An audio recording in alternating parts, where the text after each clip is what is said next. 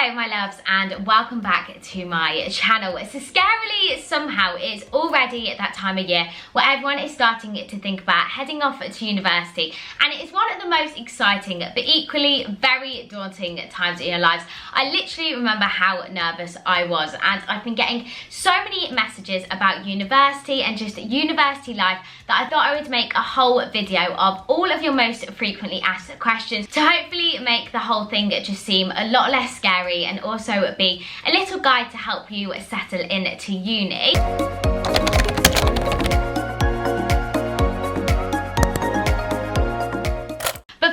If you do like the sound of today's video, make sure to give it a big thumbs up, and if you happen to be new, then hi, welcome. My name is Anna and I'm actually going into my third year studying medicine at the University of Birmingham, and it would mean the world to me if you click that subscribe button now. We have all things uni, lifestyle, medicine, productivity. There is really something for everyone here on this channel, and yeah, click that button now. These are going to be a combination of questions that I asked for over on my Instagram, AnnaRebeccaXX, and make sure you are following me over on there so you can take part in any future videos like this, but also just questions that I get all the time in my DMs. But if I don't answer any of your questions, make sure to put them in the comment box and I'll get straight back to you. Or if you're watching and you have any top tips for anyone, make sure you put them below as well, because I want to make sure we help everyone out as much as possible and make starting university the best experience for you. So this first one I honestly get all of the time, and that is, do students really go out every single night of the week? Now I really think even if you are the party type, but going out every single night of the week is probably pushing it.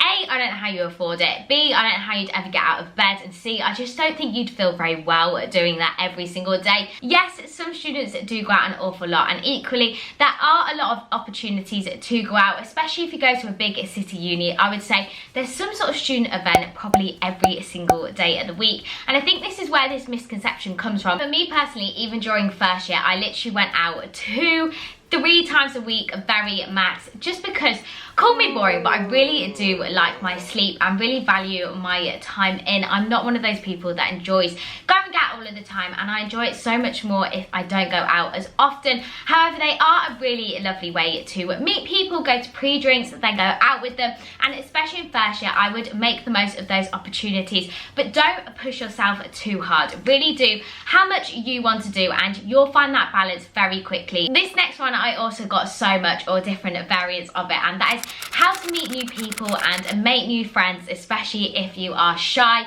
Now this is something going into university I was so worried about, was actually meeting people. Even though I'm such a sociable person, the whole concept of having to make a completely new life somewhere else was very daunting. However, when you get there, you very quickly realise everybody is in exactly the same boat. It's really not like moving schools or moving to sixth form. The majority of people at university will not know anyone and will be as nervous as you are to meet people. So I always really recommend being that person to just talk to the person next to you, being like, hi, I'm Anna, I'm studying medicine, what are you doing? It goes such a long way, and you'll be so surprised how quickly you meet new people, and then meet the people that they know, and then meet the people that they know from them, by just introducing yourself and having that little bit of confidence to just speak to people in situations where normally you wouldn't. Now I know you hear everyone say, please join a society, join a society. They really do say this for a reason. Societies are such a fab way of meeting like-minded people. You've already got that sport or hobby in common, and it's a really good conversation starter and just really helps you feel part of something, get used to the university. There'll also be a whole range of years there, which is so helpful. Getting to know the old years is honestly invaluable at university. They tell you the best places to go out, the best nights to go on. They also introduce you to loads of people. It's just a really fun little unit. And now I don't want you to say, Anna, I don't do a sport, so I can't join a society. There is literally a society for everything. The cocktail society, the drama society, the vegetarian society. There is literally so many different societies, and go to the fair and then go to the socials, and you will definitely meet someone that way. Also, in your accommodation, I took in a little tray of brownies, and me and Daisy, my flatmate, just ran along banging on literally every single door in my accommodation to meet people like that. and it was such like a fun way and something that you literally wouldn't be able to do in many other environments, and it was just a great conversation starter. And like I said, everyone wants to meet everyone as well, so you'll be surprised how welcoming everyone is, and it's just such a fun thing to do that I wish I could go back again and do it. Now another funny one, okay, or not so funny one, is what do I do if I hate everyone in my flat? Now this wasn't a situation that I was quite in, because I did have a Daisy and we got along so well. However, the rest of my flat didn't really get along that well, so it was kind of just the two of us. And I think either way, whether you're on your own or whether you've got one person you get on in your flat, you need to see it as a blessing. Yes, you might be jealous of the people going out with just their flats who get along really well, but equally, naturally, they're not going to be forced to meet as many people as maybe you are, and it does mean that you have the opportunity to branch out and find different friends in different ways. It might force you to join a society that maybe if your flat were really close you didn't, and again, it just pushes you out of your comfort zone a bit more. It's just about rewriting. It's just about rewriting it in your head. Yes, it would have been amazing if your whole flat got along so well, but your experience is going to be amazing as well. It's just going to take you a little bit longer, or be a tiny little bit harder to meet those people that you click with. But honestly, a lot more people than you think don't get on with their flat, and a lot of them look back and are so grateful for that, because you meet so many other people. Now this kind of links in with the next question, and that is how to get along with your flat. And I really think the first night is more important than a lot of people say, and that's just because it's your first chance to really break the ice and get to know everyone. So I think it's so important to do something all together, whether that is literally just cooking a meal, playing a game, going out all together, doing a drinking game, just something that's going to help you really get to know each other before you have a very intense week at Freshers. And I think by the end of this, you're going to have a gist whether or not you get on as a flat, or whether or not you maybe don't get on the best, or maybe it might take you all a little bit longer. However, in my eyes, there are a few things you can really do to help everyone just function a bit better as a flat, whether you get along or not. And first of all, setting some sort of cleaning rota I really think is important. Now, I don't want to sound like everyone's mum and be like, yep, you need to do this, this, this and this, but I promise you, little household jobs are a lot harder than you first think when you get to university. And just making sure that everyone takes it in turns to do the things that need to be done, like the bins, recycling, hoovering, can just make sure everyone functions a lot better. And it means that no one's getting annoyed at each other. There's not any underlying friction. And secondly, it's just about respecting each other and each other's tidiness. That was definitely me when I went to university. I was used to having everything like perfect, very tidy, because I'm a very clean person. And it kind of made me feel a bit, oh, when everything was really messy. But you do learn to adjust to it. As long as people are respecting that they need to put their stuff away eventually, that's how everyone lives in harmony and gets along. Everyone's not going to be used to doing things in your way, and it's just respecting that, understanding that, and learning to live with it. This one I get all the time, but it's how to get into a good routine at university. Now, uni is honestly such a weird time, because you've come from sixth form, which you still get your timetables, you're still told what to do. Yes, you have a little bit more freedom than school, but it's honestly nothing like university, where you can go to your lectures or you can not go to your lectures. You can wake up at 1 PM every day, and to be honest, no one's really going to care. It is such a weird thing, and I really do think it is one way people go very wrong. And I personally think getting into a good routine is so important for your mental health, physical health, education, and just making the most out of university. And I think a big thing is making sure you have a rough set time that you're going to get up most days. Now, I do get up at 7 AM, and you don't have to do that. I know some people, they get up at 9, they get up at 10, and they're perfectly good with that, because it's what suits them and what suits their body clocks, and they just work a little bit later. But getting your body into this cycle, so it knows when it's going to bed, it knows when you're going to wake up roughly. I mean, those nights out, I'm not expecting you to still wake up at the same time, because sleep is more important. Now, if you are subscribed, I'm pretty sure you know what I'm going to say next, and that is having everything written out in a diary. Personally, I'm obsessed with paper diaries. I've tried to change to Google Calendar or online diaries, but they just don't work the same for me as having everything written out so I can squiggle in it. I write down all of my lectures, and I also really like to time block all of my hours in the day. I even do this a little bit even though I'm on the summer holidays right now, just because it helps me feel way more productive, organised, and just feel like I'm getting things done. Now these are the papier diaries, which I of course love. This was my old one, and then this is my new one for this year, and they're just so pretty, but also the perfect size to pop in your bag, carry around, but still give you enough room to write everything you need in here.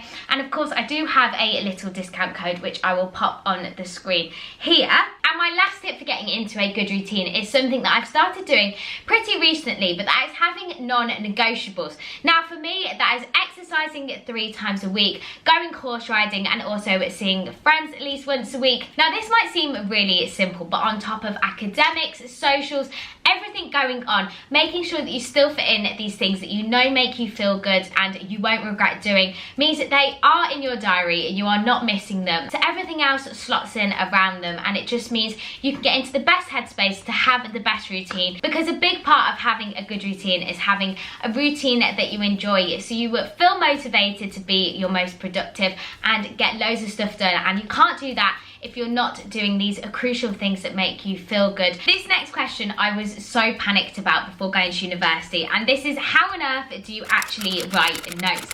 And yes, it can seem very overwhelming before you get to university, how on earth lectures actually work, what seminars are, what the whole new academic process is. But basically most courses have lectures which are in big lecture theatres with hundreds or at least lots of students, and one lecturer going through PowerPoint slides very quickly, talking very fast, not pausing, not really asking that many questions. So it's a lot less interactive than sixth form. And also you'll have seminars, or in medicine we call them small group teaching, which are smaller groups of people where you've probably had some sort of pre-reading to do, some sort of sheet to go through. And that reminds me a little bit more of sixth form, where it's a lot more interactive. You can ask different questions, but the big difference is you're all speaking as a group and everyone there is participating in the teaching and the learning. So they're the two main styles of teaching. But obviously the biggest difference with this is you don't have that time to just write notes, or the teacher writes thing on the board and you can just write it down after.